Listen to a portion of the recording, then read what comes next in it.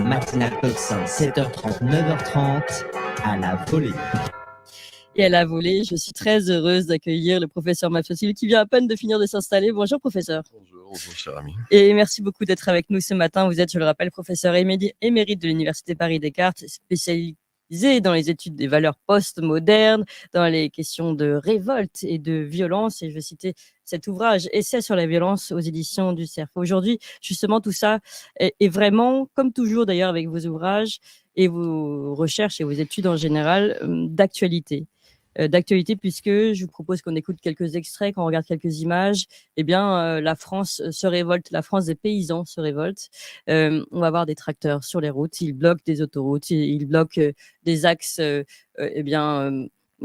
principaux, et on va les regarder avant de commenter.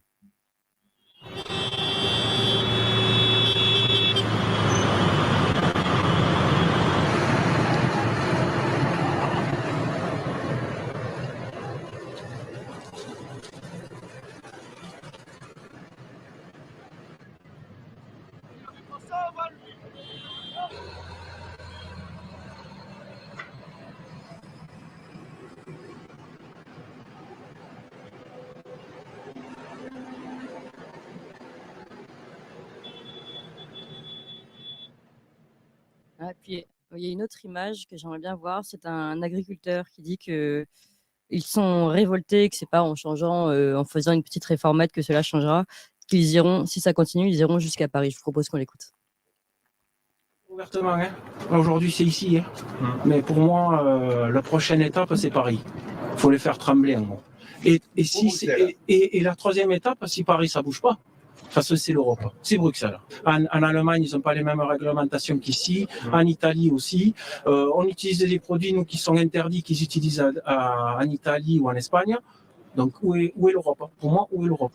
Nous, on a des contraintes, on essaye, on nous demande au niveau de la traçabilité, on a plein de contrôles. Et aujourd'hui, voilà, c'est tombé tout à l'heure, il rentre 900 000 tonnes de maïs doux de Chine. Voilà, la deuxième étape, c'est Paris. Là, il dit, là, on bloque des axes. La deuxième étape, c'est Paris. La troisième, si ça ne marche pas, c'est l'Europe. Voilà, on en est aujourd'hui.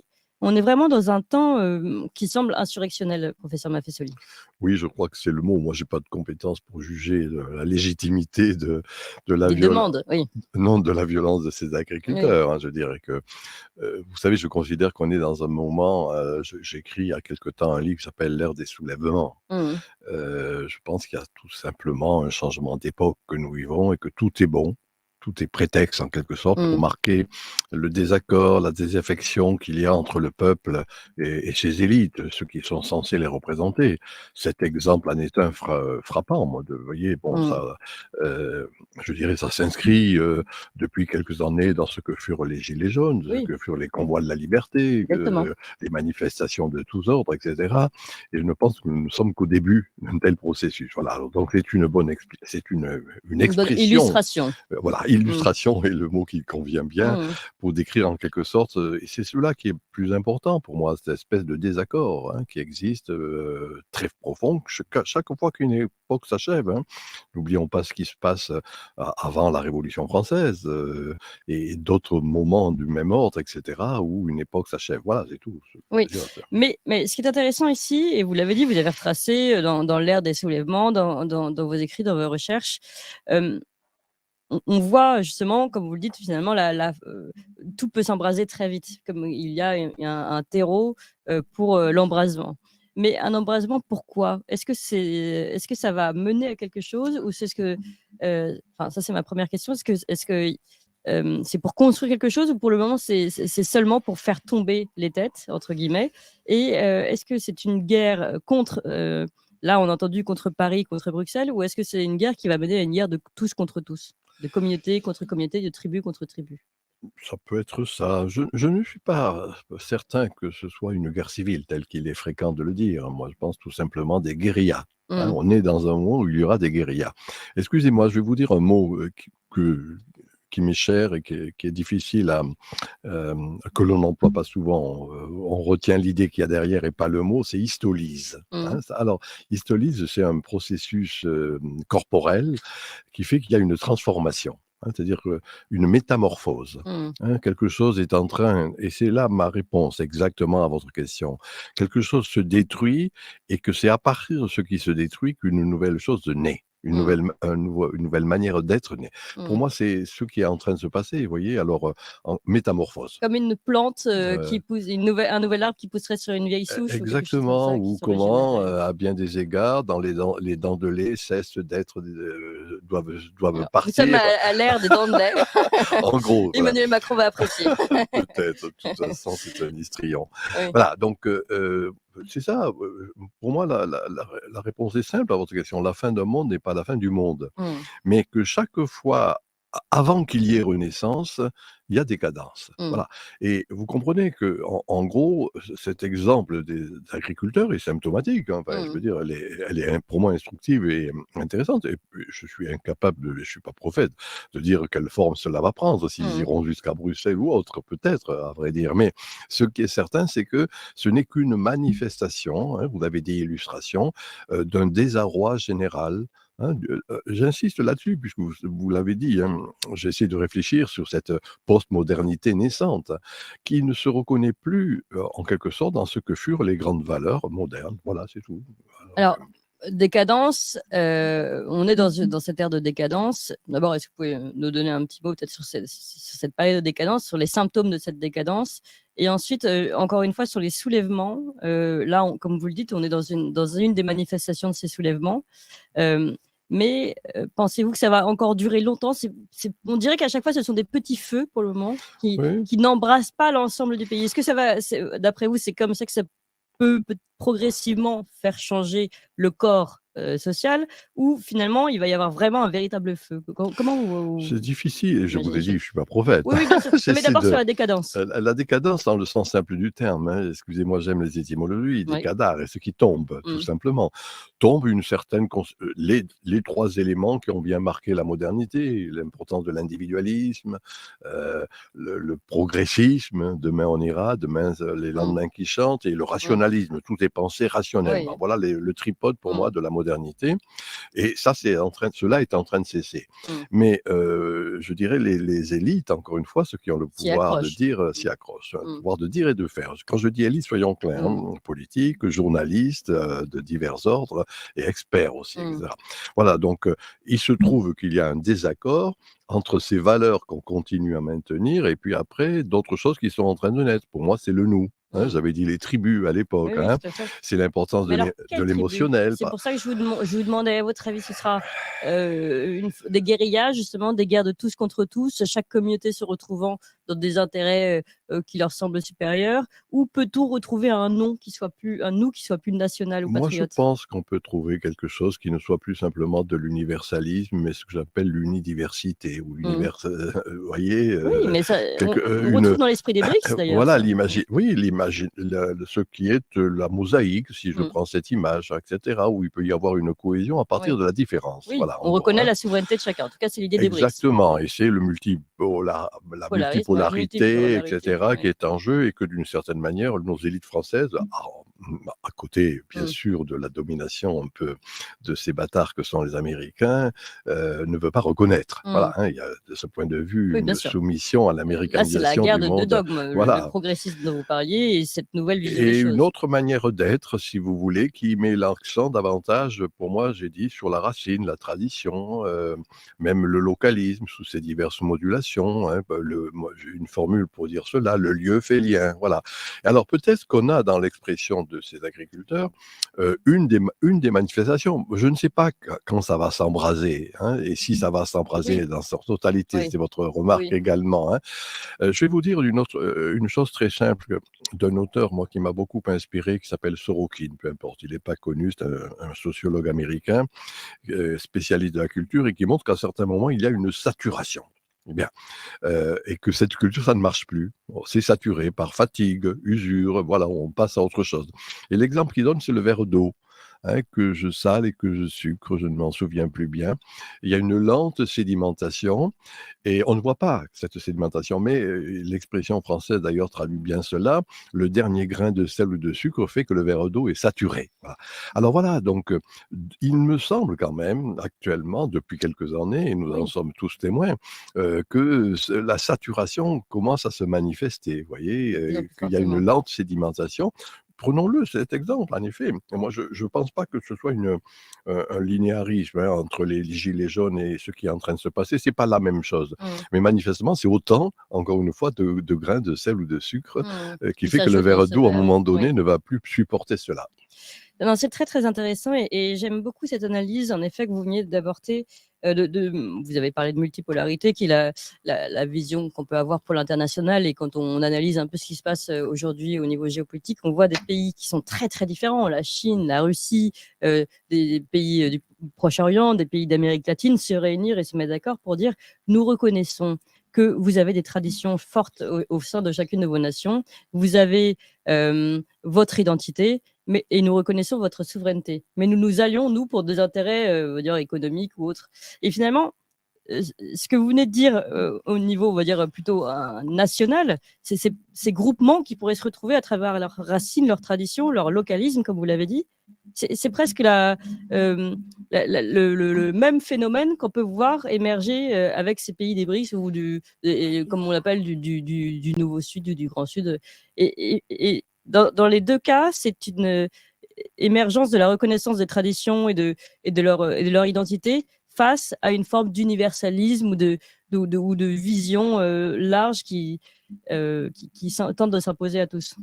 Oui, j'ai dit le mot tout à l'heure maladroitement, je vous le redis, contre ce qu'était la domination, en quelque sorte, d'un modèle occidental, l'universalisme, Mmh. soyons clairs, qui Mmh. s'élabore d'ailleurs dans la philosophie des Lumières au Oui, oui, XVIIIe tout à siècle, fait. et qui apparaît après, je dirais, dans les cales des marchands, au bout des baïonnettes des soldats, avec la Bible des missionnaires, Oui, oui. on se sont répandus dans le monde en son Oui, entier. C'est une oui. espèce d'occidentalisation du monde. Mmh.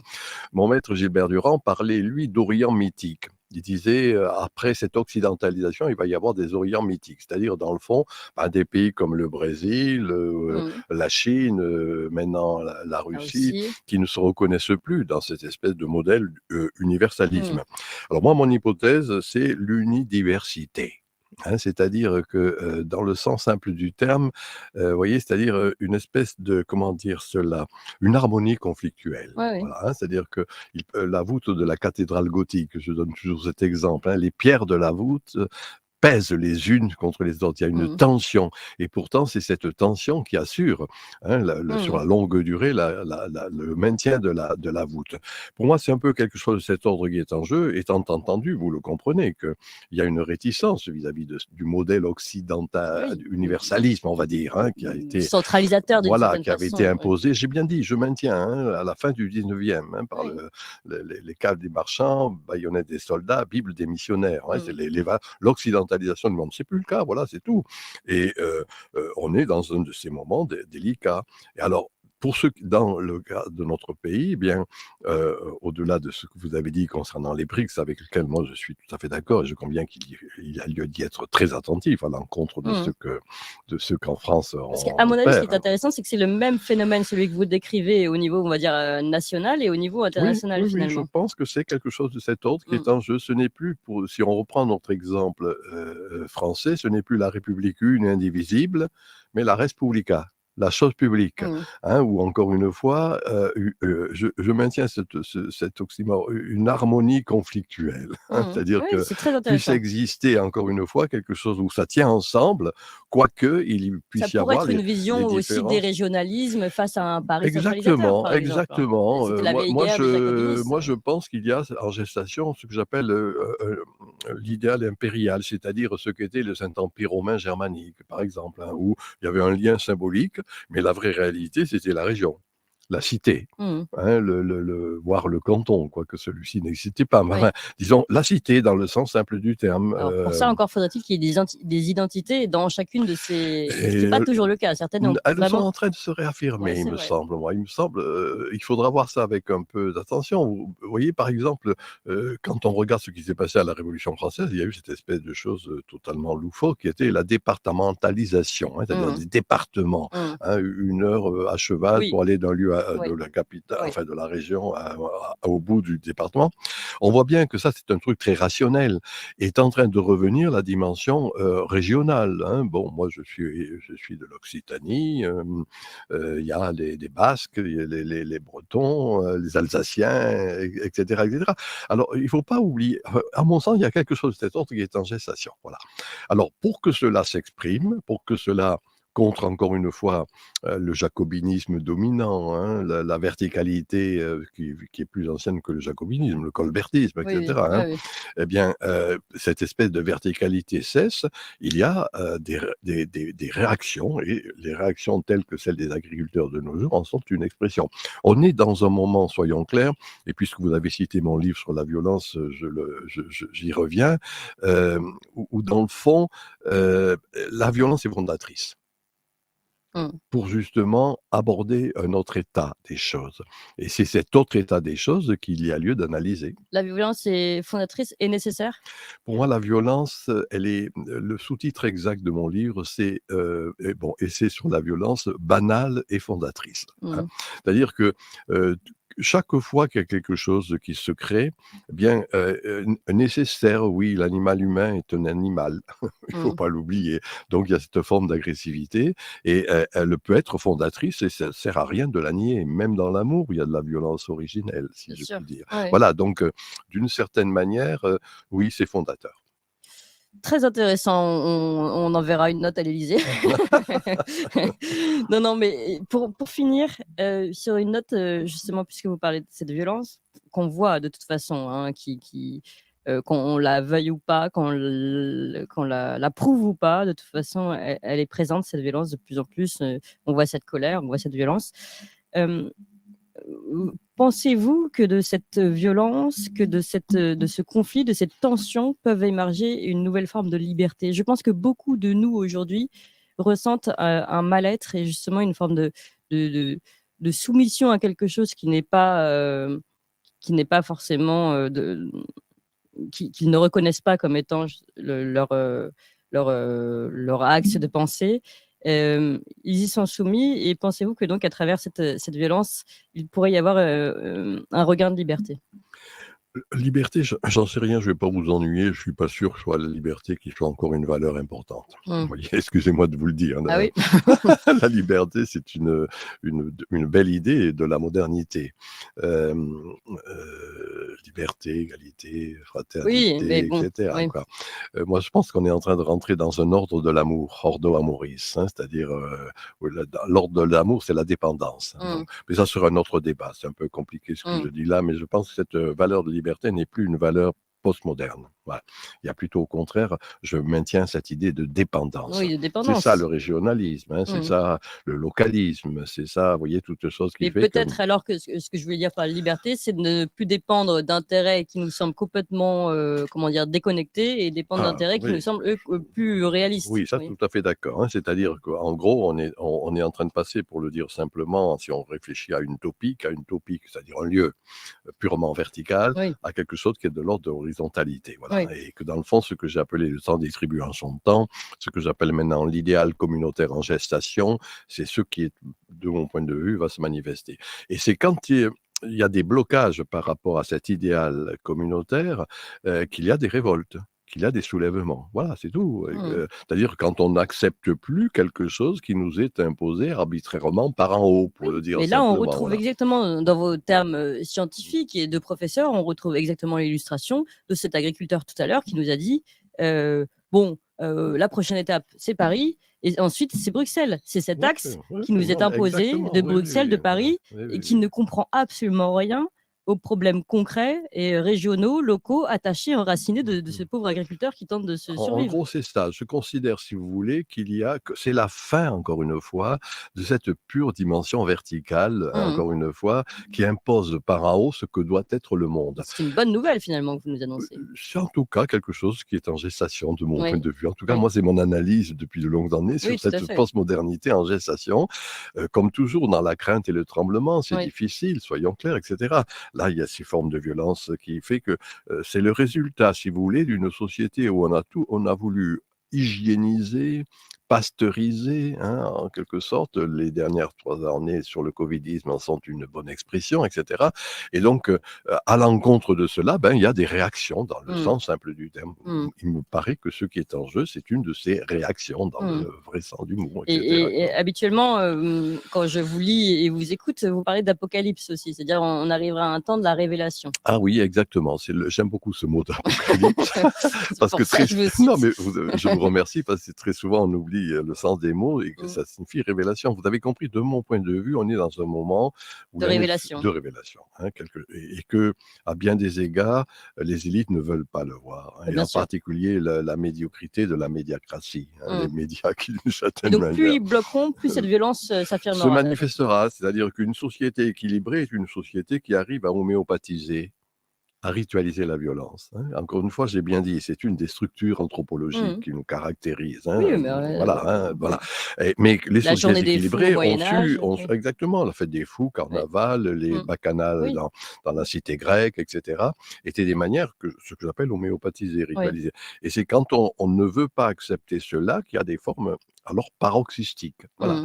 Mais ces formes paroxystiques, moi, je ne peux pas les condamner. Voilà, c'est tout que je... Mais alors là-dessus, je vais vous dire, aujourd'hui, on a des formes homéopathisées pour laisser dégénérer la violence. On a les escape games. Non, mais c'est vrai, où les gens s'amusent à se battre avec des fausses armes, etc. Sauf que peut-être que c'est pas suffisant, parce que la violence intérieure est plus importante. Disons, non, je pense qu'il y a quand même, le vrai problème actuellement, c'est cette espèce de totalitarisme. Je disais à l'époque, parlant de la bureaucratie... C'est vrai que je reviens à mon mot de liberté, je vais vous taquiner avec ça. Oui, non, mais soyons clairs, j'ai tort de dire que il y a une certaine conception de la liberté qui ne me paraît plus en phase. Et je maintiens cette idée qu'il n'y a pas de moi, qui est de Max Scheler, ordo amoris, un ordre de l'amour, c'est-à-dire un ordre des sentiments, des passions. Et donc cet ordre des sentiments et des passions, il y a toujours des éléments violents, soyons clairs là-dessus, c'est tout. Mais oui, on est dans un moment où il va y avoir des quantités d'expression, encore une fois, de cette révolte. Violence, Et puis une révolte, soyons clairs quand même, contre l'ordre établi, voulant imposer le bien par en haut. C'est cette idéologie du service public. Dans ma thèse d'État, je disais, l'idéologie du service public, c'est qu'ils ont pris le public à leur service, si je puis le dire ainsi. Voyez. Et on voit bien comment, de diverses manières, la technocratie, sous ses diverses modulations, a encore cette dimension verticale, imposant quelque chose. Ça ne va plus marcher. Voilà, c'est tout. Et il va y avoir des quantités d'expressions. Celle actuelle des agriculteurs en sont est une de ces manifestations. Vous avez dit le mot, je le trouve très bien, illustration du fait qu'on ne peut plus s'accorder à cela et qu'il y a au contraire un processus, de retour aux racines. Tout d'un coup, la plante humaine se souvient que comme toute plante, elle a besoin de racines. Moi, l'oxymore que j'ai proposé, c'est enracinement dynamique. C'est-à-dire à partir des racines, une force, une dynamique qui sort, c'est ça, dynamisme en grec. Voilà, et on a cette expression actuelle, il y en aura d'autres à mon avis. Oui, vous pensez que là, ça ne va pas suffire, entre guillemets, cette violence-là ne sera pas la dernière et celle qui va embraser le pays. Vous pensez qu'il y aura d'autres formes, comme vous l'avez dit, pour l'histoire de la saturation du verre? Oui. Ça va continuer comme ça pendant un petit moment, jusqu'à ce qu'on arrive à une forme de véritable lassitude. Oui, quelque chose qui fait qu'on ne se reconnaît plus dans ce qu'ils sont censés nous représenter. Voilà, on se reconnaît déjà plus beaucoup, mais s'il faut attendre un peu plus longtemps. Mais on ne sait pas, vous savez, c'est toujours délicat. Les processus de sédimentation, ça prend quelques quelques décennies, excusez-moi de le dire comme cela. Hein, voyez, donc on est incapable de dire quand. Disons que tout de même, depuis quelque temps, on voit que la lente sédimentation, si je reprends mon expression, ça s'est manifesté. Voilà. Donc, alors, de ce point de vue, il y a quand même nombre d'illustrations, hein, nombre de symptômes qui sont en train d'émerger.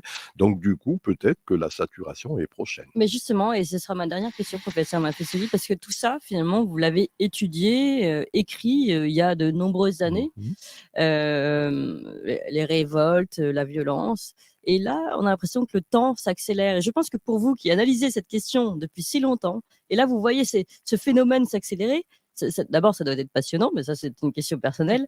Et ensuite, vous pouvez constater vous-même qui avez travaillé, avez étudié sur cette question, l'accélération du phénomène. Ah oui, je le pense. Alors, bien sûr, on a les exemples, on ne va pas y revenir, ils sont illustratifs, il faut y être attentif, des agriculteurs. Mais quelque chose dont on n'a pas parlé et qui, pour moi, est très important, ces révoltes juvéniles.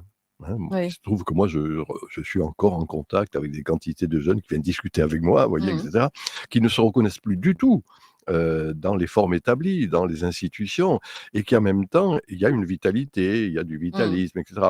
Alors voilà, donc soyons attentifs à ces révoltes juvéniles qui vont se multiplier. Je le dis bêtement et un peu simplement, la presse n'en parle jamais, les grands rassemblements musicaux, un peu partout, Technival, rassemblements musicaux, rassemblant 2, 3, 4, 5 000 personnes, etc., où il y a justement une forme de violence homéopathisée. Organisée cette fois-ci, voilà, oui, on est là ensemble pour être ensemble. Quand c'était obligatoire, on ne porte plus la muselière, il y a plus les gestes barrières, on se touche. Enfin, il y a toute une série de manifestations, tout simplement, de cet être ensemble. Hein, mais est-ce que vous êtes d'accord sur le fait que justement ces phénomènes se produisent de plus en plus et de plus en plus vite? Je le pense. Je pense qu'il y en a de plus en plus. Et je maintiens ma petite métaphore, lente sédimentation. Hein, voilà. Et que cette sédimentation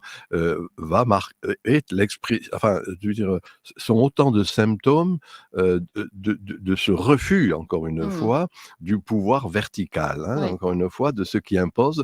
À l'époque, je parlais d'un totalitarisme doux, celui du service public. Je pense à un totalitarisme qui n'est pas doux, qui n'est plus doux, à vrai dire, mais qui est quand même bien saturé. On verra cela. En tout cas, la sédimentation, exactement, à court, et on la suit, nous, en direct. Merci beaucoup, professeur Maffesoli, justement, de nous avoir rappelé un petit peu le temps long et dans quoi nous nous inscrivons aujourd'hui. C'est absolument passionnant. J'espère qu'on verra ensemble la nouvelle sève et la nouvelle plante retenez ce mot que je le dis d'une manière très simple, que les médecins ont bien analysé, histolyse, c'est-à-dire métamorphose. Voilà, métamorphose, à partir de ce qui cesse, quelque chose d'autre est en train de naître. Comme le phénix, finalement. Merci beaucoup, professeur Maffesoli, qui a toujours un coup d'avance, donc il est bon de l'écouter, de le lire et de